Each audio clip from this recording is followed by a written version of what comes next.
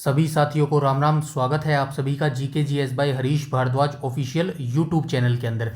आज हम जो है एग्रीकल्चर एंड एनिमल हस्बेंड्री का जो है 10वां भाग यहाँ पे डिस्कस करने वाले हैं। ठीक है, कौन सा भाग डिस्कस करने वाले हैं? 10वां भाग डिस्कस करने वाले हैं। इससे पहले जो है 9 भाग मैं कंप्लीट करवा चुका हूँ एग्रीकल्चर की सीरीज का। ठीक है, जैसे कि आप सभी जानते हैं ये हमारी जो पूरी कंप्लीट डेडिकेशन जो प्लेलिस्ट चली हुई है ये Haryana police constable and sub inspector 2025-26 के लिए चली हुई है। इसी के अंदर वर्तमान में हमारी जो है 2 प्लेलिस्ट चली हुई हैं। एक तो हरियाणा जीके के लास्ट 5 साल के जो है क्वेश्चन पेपर हम सोल्व कर रहे हैं, वो भी सीरीज आपको डेफिनेटली देखनी चाहिए। और उसी के पैरेलल जो है हमारी ये एक एग्रीकल्चर और एनिमल हस्बेंड्री की जो है सीरीज चल रही है। आप सभी जानते हैं 5 से 7 नंबर के जो क्वेश्चन हैं वो एचएसएससी हरियाणा पुलिस या फिर एचएसएससी के विभिन्न एग्जामों के अंदर जो है एग्रीकल्चर से जो है पूछता है। तो ये एग्रीकल्चर के 9 पार्ट जो है सीक्वेंस वाइज आप देख लेना। इसी प्लेलिस्ट और वीडियो के डिस्क्रिप्शन में जो है आपको पूरी प्लेलिस्ट का लिंक मिल जाएगा। ठीक है, और कोई भी अगर आपकी क्वेरी हो हरियाणा पुलिस के रिगार्डिंग या फिर एचएसएससी के किसी भी एग्जाम के रिगार्डिंग तो भी जो है आप कमेंट सेक्शन में कमेंट करके पूछ सकते हैं, या फिर कोई भी आपका डाउट क्वेरी या सजेशन है तो भी आप कमेंट सेक्शन में कमेंट करके बता सकते हैं। तो चलिए बिना किसी टाइम वेस्ट के आज के वीडियो सेशन की हम शुरुआत कर लेते हैं। तो शुरू कर लेते हैं भाग नंबर 10वां। ठीक है, तो इसमें हम शुरुआत करेंगे उद्यान विज्ञान से शुरू करेंगे। ठीक है, उद्यान विज्ञान क्या होता है और क्या क्या इसके अंदर चीजें आती है। तो चलिए फर्स्ट पॉइंट को देख लेते हैं। इसके अंदर बोला गया है राष्ट्रीय बागवानी परिषद की जो स्थापना है 1984 में सोसाइटी पंजीकरण अधिनियम 1860 के तहत जो है की गई थी। देखिए डायरेक्टली इसके अंदर जो है फैक्चुअल डाटा आपको मिलेगा। इतना ही डाटा मैं आपके लिए लेके आया हूं जितना आपके एग्जाम पॉइंट ऑफ व्यू से जरूरी है, जहां से आपके क्वेश्चन बन सकते हैं, एग्जामिनर बना सकता है, डायरेक्ट वही चीज मैं जो है उठा के लेके आया हूं। ठीक है, तो बिल्कुल फैक्चुअल डाटा है और आपको ऐसे ही याद रखना पड़ेगा। ठीक है, तो राष्ट्रीय बागवानी परिषद की स्थापना आपको याद रखनी है कब हुई थी।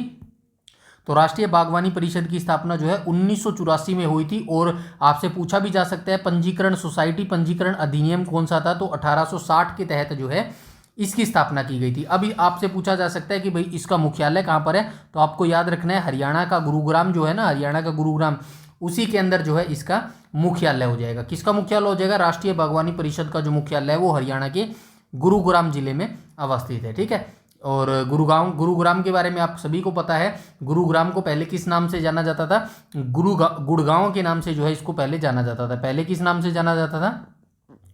गुड़गांव के नाम से जो है इसको पहले जाना जाता था। और इसका नाम जो है किसके नाम पर पड़ा है? तो इसका नाम जो है गुरु द्रोणाचार्य के नाम पर पड़ा है। ठीक है,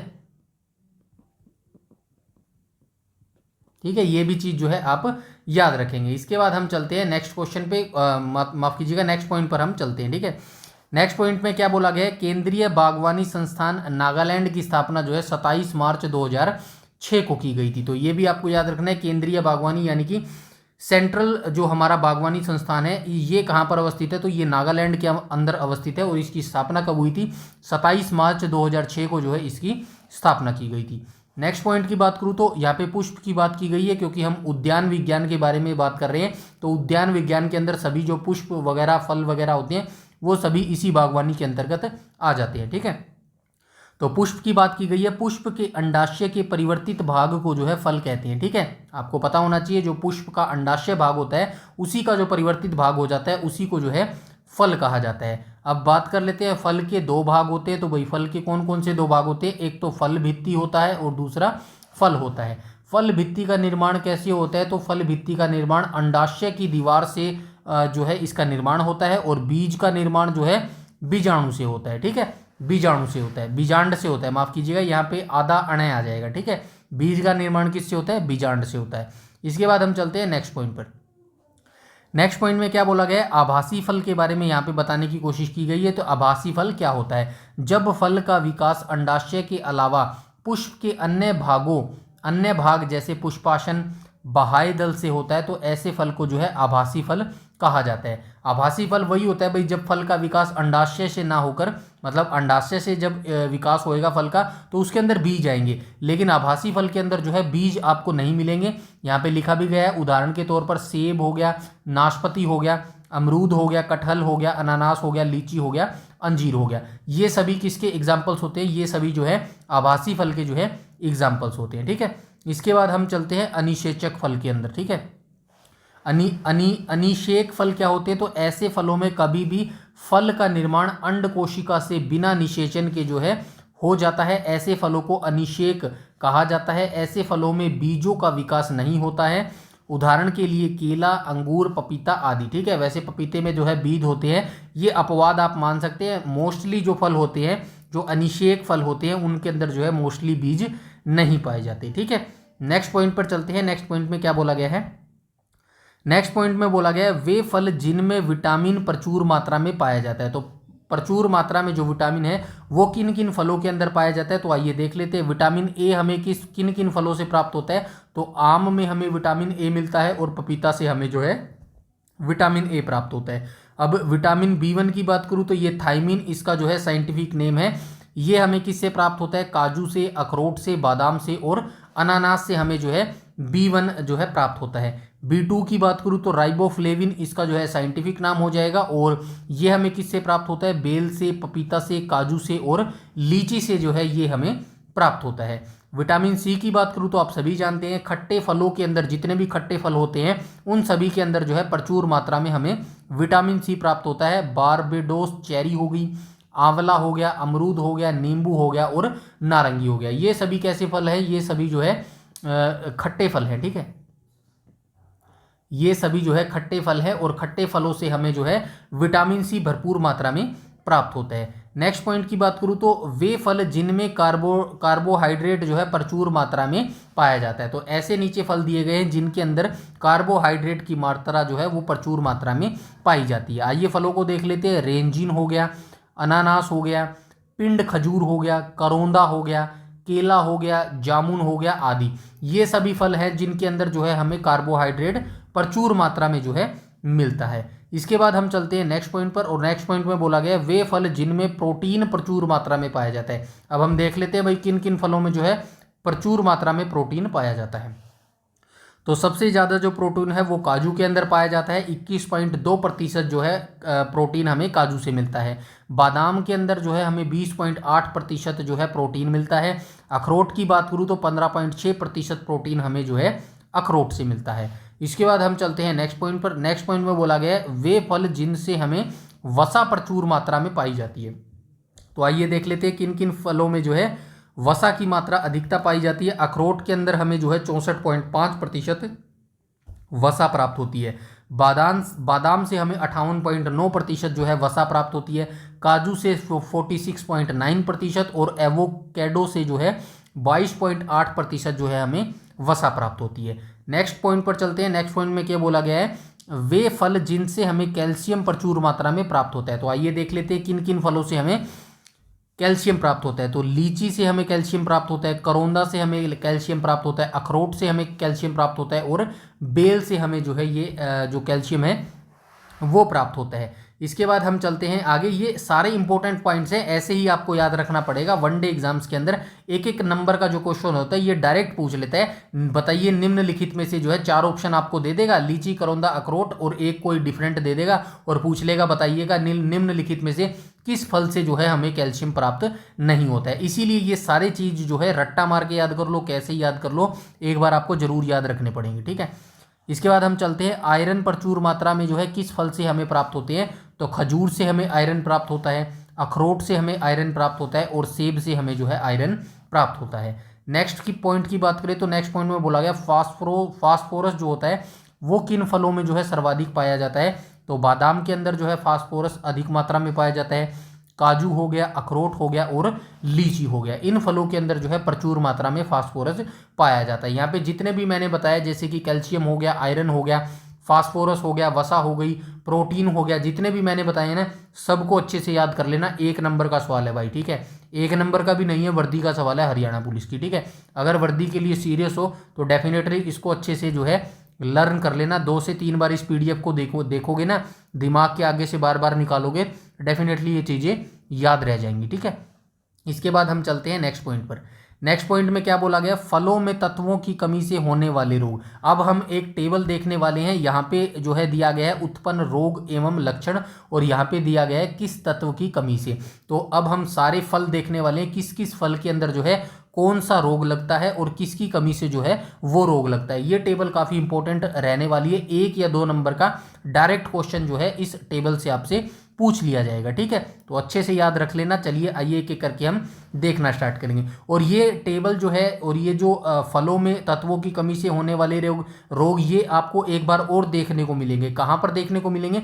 जब हम साइंस की पीडीएफ करनी स्टार्ट करेंगे ना, साइंस को पढ़ना स्टार्ट करेंगे, तो वहाँ पर जो बायोलॉजी वाला सब्जेक्ट आएगा ना, उसके अंदर जो है ये चीज़ें एक बार फिर से हम जो है देखने के लिए मिलेंगे, ठीक है। तो चलिए आइए देख लेते हैं।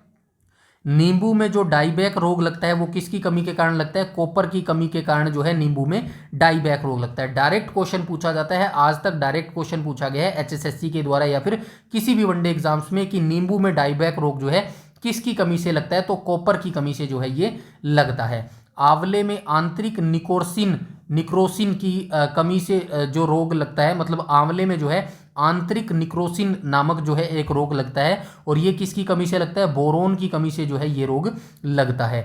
नींबू में लिटिल लीफ जो रोग लगता है वो कॉपर की कमी से लगता है।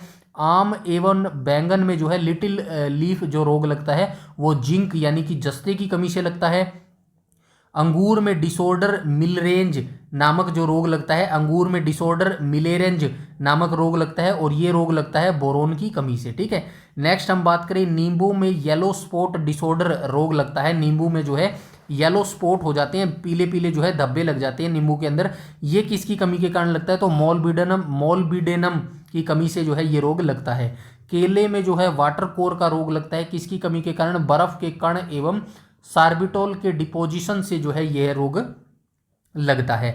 अमरूद में ब्रोंजिंग रोग किसकी वजह से लगता है? तो ये जस्ते की कमी से जो है अमरूद में ब्रोंजिंग रोग लग जाता है। लीची में पत्ती जलना, मतलब पत्तियां जल जाती हैं लीची की जो पत्तियां होती है ना वो जल जाती है स्क्रोचिंग के कारण, तो ये पोटेशियम की कमी के कारण जो है ऐसा होता है। आम में आंतरिक निक्रोसिन का जो रोग है वो बोरोन की कमी से लगता है। उसके बाद आम में लीफ स्क्रोच जो रोग है, आम में जो है लीफ स्क्रोच रोग लगता है, और ये किसकी कमी के कारण लगता है? कि पोटेशियम एवं पानी में क्लोराइड की अधिकता से जो है ये रोग लग जाता है। कटहल का जो आंतरिक उत्तक क्षय रोग होता है ये बोरोन की कमी से लगता है।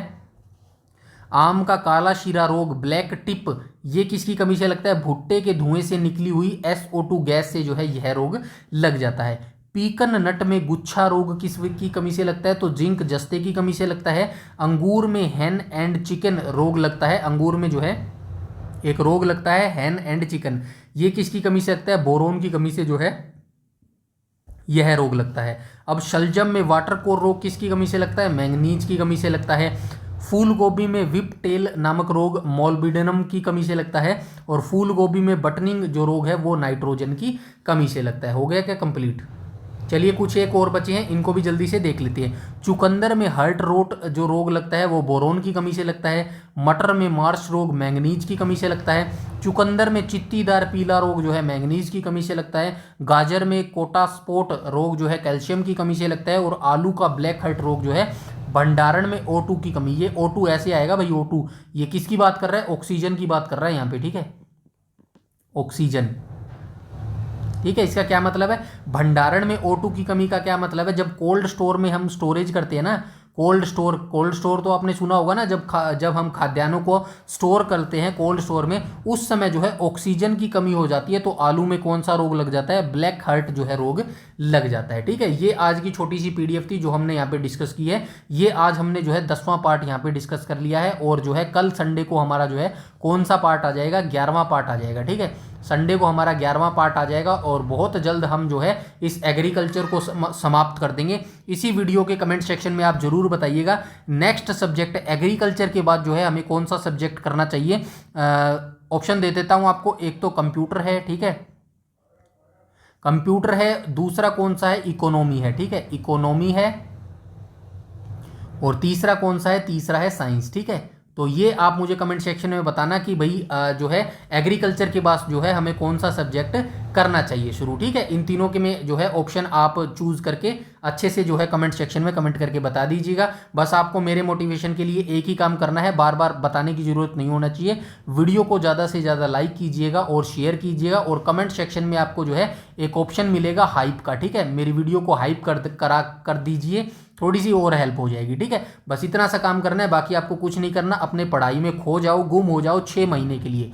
6 महीने अगर आप गुम हो जाओगे ना हर चीज़ से, तो डेफिनेटली जो आने वाले अगले 40 साल है ना, वो आपके सेट हो जाएंगे, आपका फ्यूचर जो है वो सेट हो जाएगा। ठीक है, तो बस आपको कुछ नहीं करना, बाकी 4 साल आपको मौज उड़ानी है। बस ये 6 महीने जो है सब कुछ भूल के तैयारी को दे दो। ठीक है, बाकी कोई भी अगर आपका डाउट, क्वेरी या सजेशन है हरियाणा पुलिस के एग्जाम के रिगार्डिंग, नोटिफिकेशन के रिगार्डिंग, डेफिनेटली आप कमेंट सेक्शन में कमेंट करके पूछ सकते हैं। आज के वीडियो सेशन में इतना ही, तब तक के लिए धन्यवाद।